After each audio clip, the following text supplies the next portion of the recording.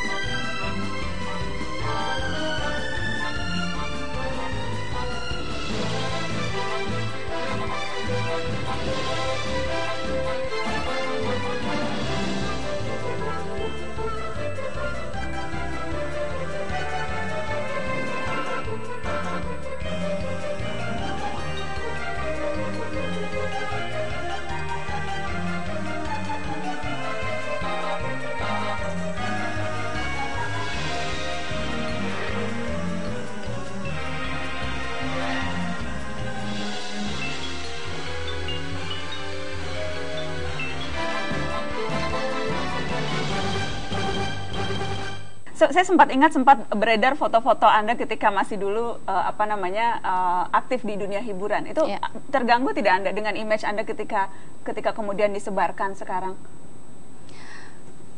Foto yang mana ya? Foto-foto ketika masih membintangi Susuk Pocong, Rintihan Kuntilanak Perawan, foto-foto promosi film itu kan sempat tersebar. Masyarakat kita sangat pintar gitu loh. Mereka bisa melihat. Yang mereka lihat itu bukan lagi sekarang bagaimana background, tetapi mereka lebih melihat sosok mereka, calon pemimpin mereka ini sekarang yang mereka lihat gitu. Karena masyarakat kita sangat cerdas sekarang.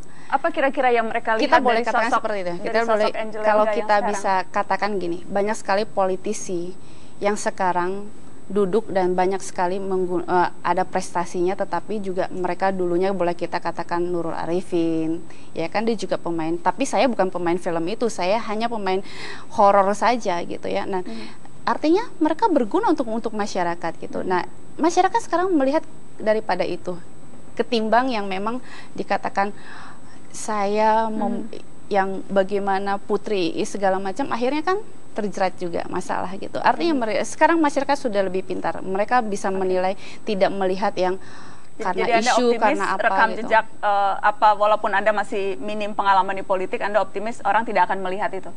Karena saya sangat newcomer di politik, buat saya belajar dari awal sambil turun ke bawah itu sangat saya perlukan dan sangat penting sekali. Daripada saya mengerti politik tapi ternyata saya tidak fokus ke masyarakat gitu. Saya lebih suka seperti ini. Betul-betul saya kosong, saya turun, saya akan berguna untuk masyarakat. Apa visi misi yang Anda tawarkan, Mbak Angel, sebagai calon wakil rakyat? Apa yang bisa Anda janjikan? Saya tidak banyak menjanjikan kepada masyarakat. Saya selalu mengatakan, di saat pemimpin banyak janji, pasti di situ dia akan ada kebohongan. Tapi saya butuh dukungan mereka. Begitu mereka mendukung saya, begitu saya meraih suara itu, kita lihat, saya pengen ada perubahan dapil saya. Saya sentuh masyarakat, terutama saya katakan kepada mereka, tujuan saya itu tidak hanya di DPR RI saja. Oh, Anda punya target yang lain? Kita lihat nanti. Oh, tapi target paling dekat nih sekarang di DPR RI. Betul. Tapi apa kemudian, apa agenda yang ingin Anda bawa? Karena kan orang terjun ke politik tentunya kan untuk kebijakan, ingin membentuk kebijakan publik misalnya, atau apa isu yang betul-betul Anda concern dan peduli sehingga Anda mau terjun ke politik dan susah-susah? Saya mau di dapil itu gini, masyarakat kita itu perlu dulu hidup yang nyaman, artinya perut mereka harus kenyang, ya, kebutuhan mereka harus dicukupi. Tentu saja tadi saya katakan ada program-program saya di sana itu yang berkaitan. Saya masuk ke pertanian, saya melibatkan mereka. Nanti tani saya yang berapa hektar itu tumbuh, nanti mereka juga yang menikmati hasil itu, tumbuh-tumbuhan yang saya kerjakan, dan juga TK yang saya bangunkan dengan gratis. Itu kan lebih ke program ya, Mbak, tapi lebih ke apa agenda. Mengapa seorang Angel Elga yang sudah nyaman hidup, jadi bintang, jadi artis begitu ya, pemasukan gampang, kenapa tiba-tiba sekarang mau terjun ke politik? Apa yang betul-betul ingin Anda lakukan untuk masyarakat? Ada orang ingin melakukan sosial dengan cara berbeda. saya ingin melakukan sosial dengan cara saya yang berbeda, yaitu mungkin saya bilang saya ingin berpolitik. Maka dari itu saya selalu katakan, mungkin di media sudah ada yang tahu, saya mengatakan insya Allah kalau saya terpilih menjadi anggota DPR RI nanti, kalau memang itu garis tangan saya tidak akan menerima gaji itu. Saya murni saya serahkan kepada masyarakat. Setiap dapil itu kondisinya sangat berbeda, isu-isu seksinya itu sangat berbeda. Di Klaten beda, di Boyolali beda, di Sukoharjo beda. Nah, apa misalnya Mbak, apa bedanya di dapil-dapil itu? Misalnya di itu Klaten lebih ke pertanian, ya. Sekarang saya mesti angkat lagi semangat mereka. Gitu, pertanian itu. Spesifiknya apa Mbak kalau di Klaten? Sudah merosot, artinya yang dulunya mungkin berkembangnya sangat bagus, sekarang jadi agak menurun. Karena apa? Mereka banyak sekali yang menjual lahan mereka, akhirnya dibangun gedung, dibangun mall-mall gitu kan. Nah, ini saya coba tanamkan kepada mereka. Tentu tidak bisa kita menyalahkan masyarakat, karena masyarakat juga perlu hidup gitu kan. Tetapi kan saya memberitahukan kalau Anda jual itu lahan, satu kali Anda memang dapat uang, tapi anak cucu kalian tidak bisa menikmati lagi, dan kalian akhirnya nganggur lagi, tidak punya pekerjaan. Karena itu saya ambil lahan itu, ya kan, saya ambil lahan itu, saya bilang saya tidak akan bangunkan gedung, saya tidak bangunkan apa-apa, tapi kalianlah yang punya semangat untuk menanam ini kembali gitu. Baik, Mbak Angel, kita ada beberapa tanggapan warga soal caleg-caleg yang berlatar belakang artis. Kita dengarkan sama-sama, nanti saya minta tanggapan Anda. Artis itu rata-rata selebriti itu beberapa hal banyak saya temui itu tidak memiliki background tentang politik. Jadi mereka memang hanya aji mumpung dengan modal yang memang dia sudah menjadi artis atau memiliki tampang yang sudah menjual dan masyarakat banyak tahu. Jadi mereka ikut terjun ke politik. Jadi menurut saya itu kurang setuju, karena apa, juga banyak juga masyarakat atau warga-warga lain yang memang memiliki background yang lebih layak gitu ditempatkan sebagai caleg atau masuk ke dalam dunia politik. Menurut saya untuk kedepannya, jika memang mereka hanya bermodalkan tampang saja, lebih baik jadi artis saja deh Mas, daripada merusak di DPR-nya nanti begitu. Mbak Angel, kalau hanya modal tampang saja mendingan tidak usah daripada merusak. Betul, saya setuju sekali. Kalau cuma hanya modal tampang saja mendingan tidak usah, karena kita turun pun tidak gampang. Untuk menyentuh hati masyarakat pun itu sangat tidak gampang, dan saya setuju sekali seperti itu. Karena itu saya katakan kita harus punya kemampuan dulu, punya kemampuan. Dan Anda yakin memiliki kemampuan itu? Saya harus yakin, saya harus yakin. Kalau tidak yakin ya kita kan bertarung. Sekarang ini sampai April ini kita bertarung. Saya harus yakin gitu. Sudah punya rencana akan nanti kalau terpilih akan berada di komisi berapa, akan melakukan apa, tugas-tugas apa? Masih terlalu prematur saya bicara. Nanti mungkin setelah saya sudah terpilih, nanti kita bicara lagi. Tapi di minatnya di mana Mbak? Misalnya di yang Anda, sesuatu yang Anda tadi kan juga belum sempat dijawab secara konkret begitu ya, apa misi, visi, apa agenda yang ingin Anda usung? Nanti kalau sudah duduk di DPR, apa yang akan Anda lakukan dan idealnya itu di komisi berapa? Sekarang masih berubah-berubah sih di pikiran saya. Masih berubah-berubah? Saya masih harus betul-betul memahami kondisi masyarakat yang di dapil saya. Tapi kalau memahami kondisi dan tugas DPR, itu kan besar sekali. Itu tidak mungkin saya bisa lewati dalam 1-2 bulan, karena itu luas sekali. Dapil saya itu luas sekali.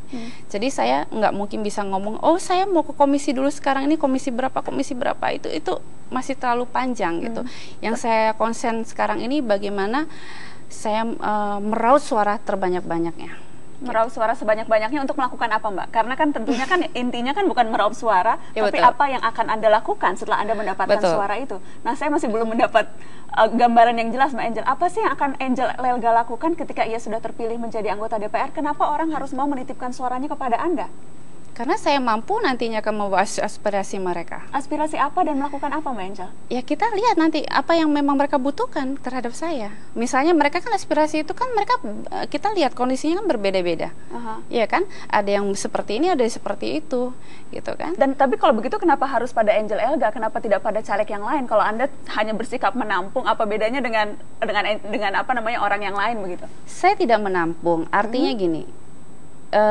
Saya katakan dari awal tadi, saya tidak banyak janji kepada masyarakat. Ya, tapi apa yang ingin Anda lakukan untuk masyarakat? Tentunya bahwa perubahan. Perubahan apa Mbak? Ya tadi itu saya katakan, tentunya dengan perubahan kemiskinan saya harus rubah di sana. Lewat cara apa anggota DPR merubah kemiskinan? Dengan banyak cara nanti. Misalnya satu saja? Mungkin saya bisa merubah pembangunan di sana, ya. Lewat cara apa? Kita lihat nanti seperti apa. Mbak Angel, tapi Anda betul-betul sudah yakin nih menjadi anggota DPR? Karena dari tadi pertanyaan-pertanyaan saya ke Anda, tampaknya Anda menjawabnya juga agak ragu-ragu, Mbak. Anda sudah yakin betul-betul Gini, Anda Mbak, caleg nomor 1 loh, Mbak Angel? Saya caleg nomor 1. Gini, Iya. sekarang ini kan sampai bulan April. Saya tidak mau terlalu gamblang berbicara di sini. Nanti akan dilihat sama penonton-penonton yang lain. Lawan saya program saya belum turun, mereka turun duluan. Bagaimana? Bagaimana jadi Anda tidak mau diketahui lawan? Bukankah yang penting sekarang rakyat tahu apa yang ingin Anda tawarkan sehingga mereka memilih Anda, Mbak? Saya pasti berbicara itu tentunya di dapil saya. Oh, di dapil Anda. Ini yang nonton juga banyak di dapil Anda loh, Mbak. Pasti, mereka sudah tahu kok. Jadi apa yang ingin Anda sampaikan ke mereka lewat program ini? Saya katakan kepada mereka, saya selalu turun, saya katakan kepada mereka, nanti saya tampung semuanya, saya akan membuat satu perubahan di Jateng 5 ini. Gitu. Jadi akan belajar begitu menjadi anggota DPR?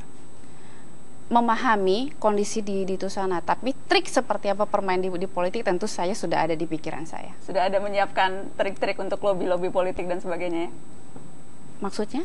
Ya kan sebagai politisi kan, ini kan sudah menjadi politisi nih Mbak. Kalau kita bicara DPR ada hak budgeting, hak anggaran, kemudian kan juga hak untuk menggolkan peraturan atau betul, kebijakan tertentu. Itu kan betul. perlu lobby-lobby politik. Betul. Dan itu kemudian juga sudah Anda pelajari. Dengan kedekatan saya dengan petinggi-petinggi, saya yakin akan lebih memuluskan saya untuk membawa aspirasi masyarakat. Kalau kita bicara dari calon incumbent yang sebagian besar maju, sepertinya sulit buat kita untuk berharap ada banyak perubahan di sana. Kecuali kita melakukan scrutinize ke 1-2 orang calon yang dianggap punya rekam jejak yang baik.